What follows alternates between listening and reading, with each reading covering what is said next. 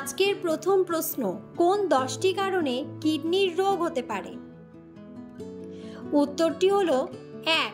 প্রস্রাব আটকে রাখা, 2. পর্যাপ্ত পানি পান না করা, 3. ডায়াবেটিস থাকা, 4. অতিরিক্ত কায়িক শ্রম, 5. বেশি বেশি প্রোটিন খাওয়া, 6. লবণ বেশি খাওয়া, 7. কোমল পানীয় খাওয়া, 8. অতিরিক্ত ব্যথার ঔষধ খাওয়া, 9. ঘুম কম হওয়া, 10. ধূমপান আসক্তি। পরের প্রশ্ন, গরমে কোন শাকের ঝোল খেলে শরীরকে ভেতর থেকে ঠান্ডা রাখে? উত্তরটি হলো, চিকিৎসকরা বলছেন যে গরমে যদি পাট শাকের ঝোল খাওয়া যায় তাহলে ভেতর থেকে শরীরকে ঠান্ডা রাখতে সাহায্য করবে। পরের প্রশ্ন, ভেজানো কাজু বাদাম খেলে কি হয়? উত্তরটি হলো, কাজু হার্ট স্বাস্থ্যকর মনোস্যাচুরেটেড ফ্যাট দিয়ে পরিপূর্ণ, যা শরীরে খারাপ কোলেস্টেরলের মাত্রা নিয়ন্ত্রণ করতে এবং সামগ্রিক হার্টের স্বাস্থ্যের উন্নতি করতে সহায়তা করে। ভিজিয়ে রাখা কাজু খেলে আমাদের শরীরের স্বাস্থ্যকর চর্বি শোষণ করা সহজ হয়। বন্ধুরা, পরবর্তী প্রশ্নে যাওয়ার আগে আপনারা যদি চ্যানেলটিতে নতুন হয়ে থাকেন তবে চ্যানেলটিকে অবশ্যই সাবস্ক্রাইব করুন এবং ভিডিওটি ভালো লাগলে অবশ্যই একটি লাইক করুন।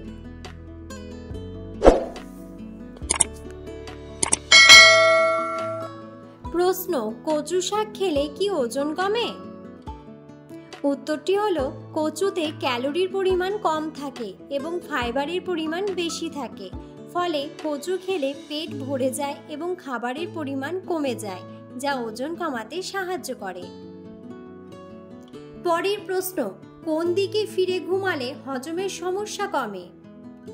উত্তরটি হলো, বিশেষজ্ঞরা বলছেন রাতে বিছানায় বাম দিকে কাত হয়ে ঘুমালে হজমের সমস্যা কমে, কারণ এর ফলে পেটের উপর চাপ পড়ে না তাই। পরের প্রশ্ন, মুগ ডাল কোন রোগীদের জন্য মারাত্মক ক্ষতিকর? উত্তরটি হলো, অনেক সময় মানুষের শরীরে ইউরিক অ্যাসিডের পরিমাণ বেড়ে যায়, যার কারণে তা রক্তে জমতে শুরু করে। পরে তা ভেঙে হাড়ের জয়েন্টে জমা হয়, যার কারণে বাতের সমস্যা হওয়ার আশঙ্কা বেড়ে যায়। গবেষণায় দেখা গেছে যে যাদের ইউরিক অ্যাসিড বেশি তাদের মুগ ডাল খাওয়া এড়িয়ে চলা উচিত। মুগ ডালে প্রোটিন পাওয়া যায় এবং এটি শরীরে পিউরিনের পরিমাণ বাড়াতে পারে, যা ইউরিক অ্যাসিডে ভোগা রোগীদের জন্য বিপজ্জনক। পরের প্রশ্ন, ডায়াবেটিস রোগীরা তরমুজ খেলে কি হবে? উত্তরটি হলো, তরমুজের গ্লাইসেমিক সূচক 70 থেকে 72-এর মধ্যে থাকে। যেহেতু তরমুজ একটি জল সমৃদ্ধ ফল, তাই এর গ্লাইসেমিক সূচক কমে যায়, তাই ডায়াবেটিস রোগীরা আরামে খেতে পারে। পরের প্রশ্ন, বাড়ির প্রধান দরজায় কি ঝুলিয়ে রাখলে আয় উন্নতি বাড়ে? উত্তরটি হলো, বাড়ির সদর দরজায় আম পাতা দড়ি দিয়ে বেঁধে ঝুলিয়ে দিতে হবে। এর ফলে লক্ষ্মী দেবী অত্যন্ত সন্তুষ্ট হন এবং সেই বাড়িতে ধন সম্পত্তিতে ভরে ওঠে। পরের প্রশ্ন, বাদাম খেলে কি স্মৃতিশক্তির উন্নতি হয়? উত্তরটি হলো, আসলে বর্তমান সময়ে নিয়মিত কাজের প্রেসারে আমাদের মস্তিষ্ক কিছুটা ক্লান্ত হয়ে পড়ে, ফলে ভুলে যাওয়ার প্রবণতা খুব বেশি বৃদ্ধি পায় এবং স্মৃতিশক্তিও ধীরে ধীরে হ্রাস পেতে শুরু করে।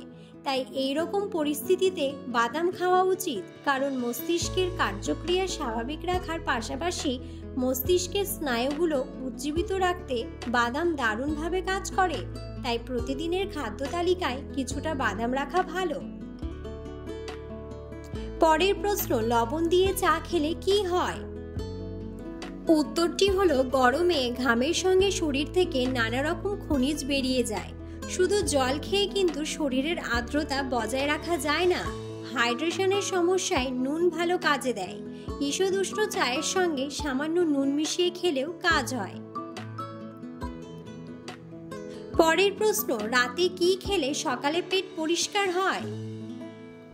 উত্তরটি হলো, সকালে পেট পরিষ্কার করতে চাইলে রাতে এমন কিছু খাবার খেতে হবে যার মধ্যে প্রচুর পরিমাণে ফাইবার থাকে, কারণ ফাইবার হলো এমনই একটি খাবার যা খাদ্যের মাধ্যমে আমাদের শরীরে প্রবেশ করে এবং পাচনতন্ত্রের মাধ্যমে বাইরে চলে যায়। আসলে ফাইবার মলকে নরম করতে সহায়তা করে। এই ফাইবার জাতীয় খাবারগুলি হলো ব্রকোলি, ফুলকপি, বাঁধাকপি, গাজর, আলু ইত্যাদি, এবং এর সঙ্গে পরিমাণ মতো জল ও ফলও খেতে হবে। পরের প্রশ্ন, খাটের তলায় ঝাঁটা রাখলে কি হয়? উত্তরটি হলো, খাটের তলায় ঝাঁটা রাখলে বাড়িতে অশান্তি হওয়ার সম্ভাবনা বেড়ে যায় এবং টাকা পয়সার সমস্যাও দেখা দিতে পারে। পরের প্রশ্ন, রাতে দেরি করে খাবার খেলে কোন রোগ হয়? উত্তরটি হলো, রাতে দেরি করে খাওয়া হজমের অস্বস্তি যেমন অ্যাসিড রিফ্লাক্স, বদহজম এবং ফোলাভাব অনুভব করার ঝুঁকি বাড়াতে পারে। খাওয়ার পরপরই শুয়ে পড়লে এই লক্ষণগুলি আরও খারাপ হতে পারে, কারণ মাধ্যাকর্ষণ পেটের উপাদানগুলিকে অন্ননালীতে প্রবাহিত করার থেকে রক্ষা করতে কম কার্যকর। পরের প্রশ্ন, কোন মাটি ত্বকের যাবতীয় সমস্যা দূর করে? উত্তরটি হলো, মুলতানি মাটি ত্বকের যাবতীয় সমস্যা দূর করে। ভিডিওটি সম্পূর্ণ দেখার জন্য ধন্যবাদ।